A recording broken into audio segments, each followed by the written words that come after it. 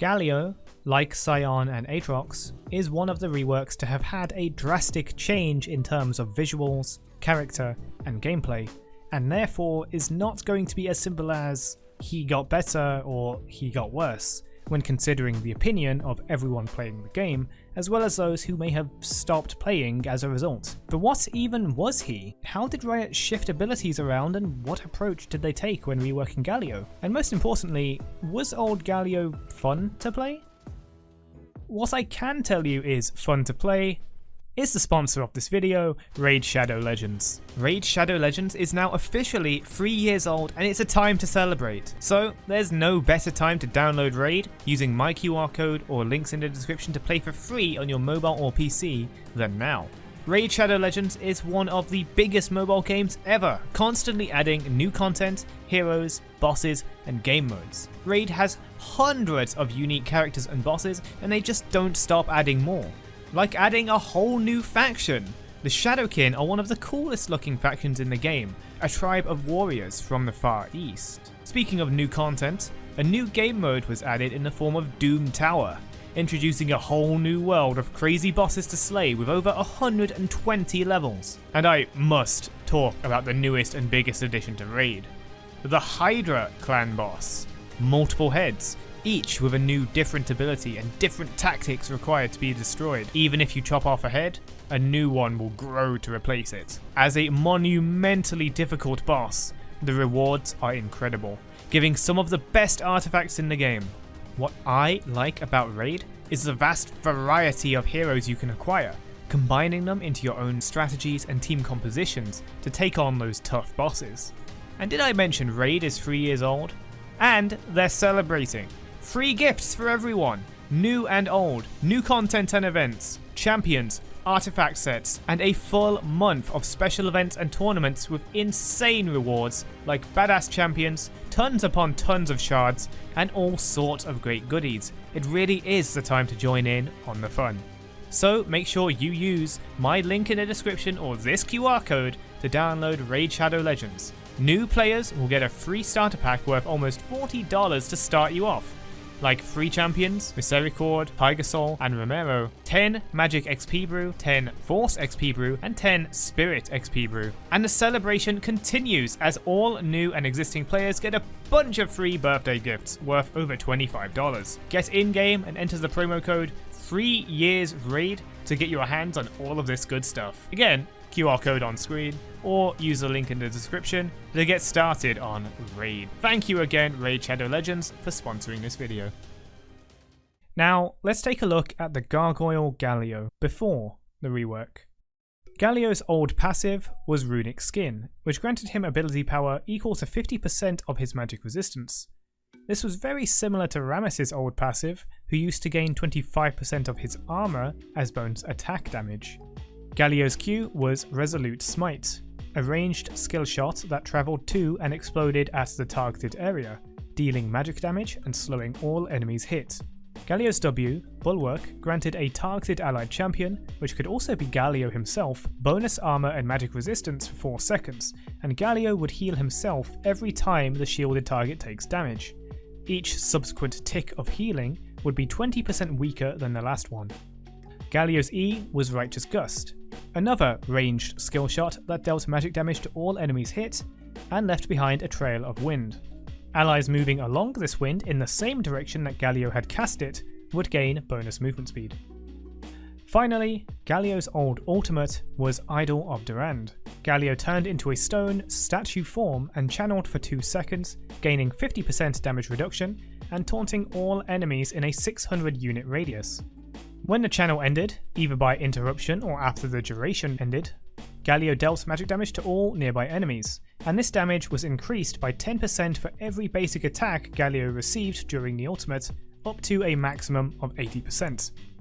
Most of these abilities are fairly simple, but definitely with some more unique mechanics, especially for the time. Galio's old kit was certainly weird compared to today, sitting somewhere between a ranged mage like Lux, a support, and a tank, and a rather specific tank at that.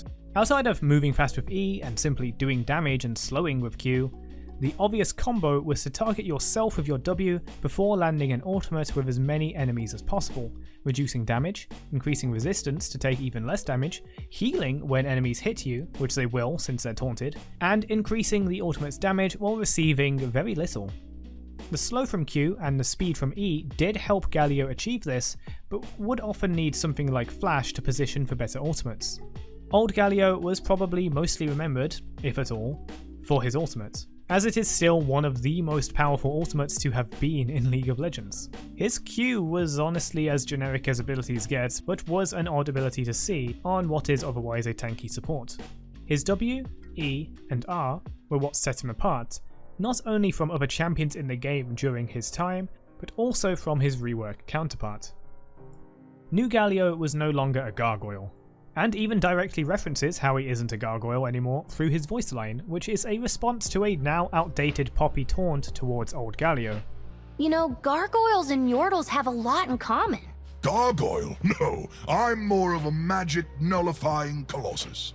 Nevertheless, the Sentinel of Demacia, Galio, had quite a few changes to his kit and a more focused identity. Straight away, quite different is his passive, Colossal Smash, which periodically empowers his next basic attack to deal magic damage, scaling with level, 100% of AD, as all empowered auto attacks do, 50% of AP, and 60% of bonus magic resistance.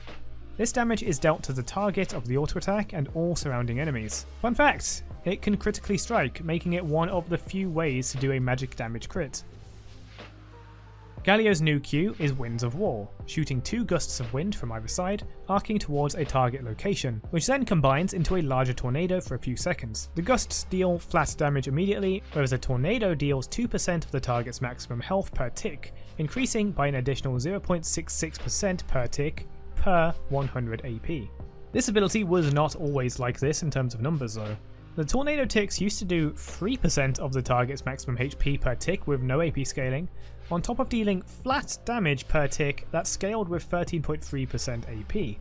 Since his release, this ability along with some of the others has had a lot of damage nerfs over time, and the power of the Q has been shifted so more of the damage actually comes from the gusts, unless you're particularly tanky and stand in a tornado for the entire duration. It's not like it's a weak ability now, I just have very vivid memories of Galio nuking your HP with this simple poke ability in lane quite a lot. Escaping from this tangent, Galio's new W is Shield of Durand, which passively generates a magic damage shield for Galio, restoring every 12 seconds when not taking damage. The active portion of the W charges up to 3 seconds, slowing Galio, reducing damage taken for the duration but reducing magic damage for twice the amount it reduced physical damage, and charging the ability. The longer it is charged, the larger the area of effect, damage, and taunt duration of the ability, as after the channel ends, including by recast or when interrupted, Galio taunts all enemies in range, refreshing the damage reduction for a further 2 seconds, and setting the move speed of affected targets to 60. This is where old Galio's ultimate has moved to, and though it has been appropriately nerfed in terms of its range, damage, and damage reduction, Galio is now able to move during it in order to catch enemies easier, and of course it has a much lower cooldown. Galio's new E is Justice Punch, stepping back away from the target direction for 0.4 seconds, then dashing towards it, stopping only when colliding with an enemy champion or terrain. All enemies Galio hits with this ability are dealt magic damage and knocked up for 0.75 seconds. Galio's new ultimate, Hero's Entrance, can only be cast on allied champions, marking the area of impact for all allies and enemies to see during its 2.75 second channel time. Galio prepares to fly up and crash down on the area, knocking up and knocking back all enemy champions hit for 0.75 seconds and dealing magic damage.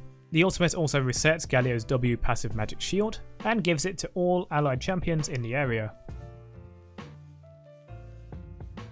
Old Galio had ranged abilities, as well as a shield that benefited targets that were going to take damage, meaning probably in melee range, and his ultimate wanted to get deep into teamfights, making him play at very different ranges.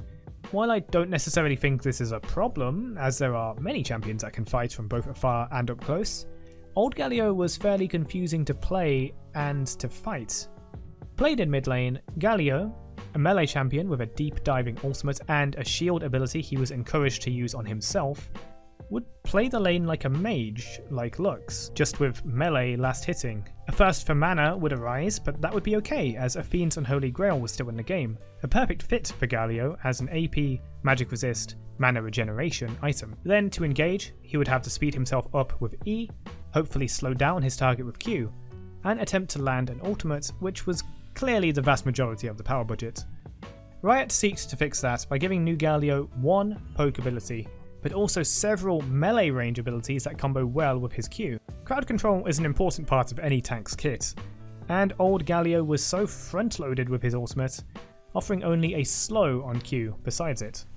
As a big, bulky stone sentinel, you would visually expect Galio to fight melee as well, so besides some aforementioned balance issues in terms of damage numbers, playing against Galio also made more sense. But what about the support elements of old Galio? Well, those elements were giving allies movement speed, and giving allies an armor and magic resistance boost that healed Galio. New Galio has no such boosted movement speed, but instead has easier access to his taunt, immobilizing enemies instead, as well as a knockup on his E that is very telegraphed but rewarding to land. In a way, using E to engage is something that hasn't changed about Galio, but a dash is certainly more modern than a movement speed buff that was also meant for allies. The shield is granted to his ultimate, now purely for magic damage, and to all allies in its effect. This fits the theme of the Petricite Colossus and is more visually apparent than Galio's old W. Resistance boosting effects are pretty hard to see visually, and the healing part is really something you have to look up on the wiki if you're not the one using it. Galio's old passive converted magic resistance into ability power, which exists in new Galio's kit by empowering his passive punch, as well as his magic damage shield by acquiring bonus magic resistance. This is better in quite a few ways actually. Having a magic damage shield is better than having resistances in a modern game due to the item overhaul among other things. If a team was full AD, a lot of old Galio's best items like Athene's and Abyssal became weak choices most of the time, whereas new Galio's magic shields would be weaker against full AD, but there are plenty of AD champions that also do magic damage, such as Yone, and plenty of AD items that do magic damage as well, such as Gale Force and Wit's End.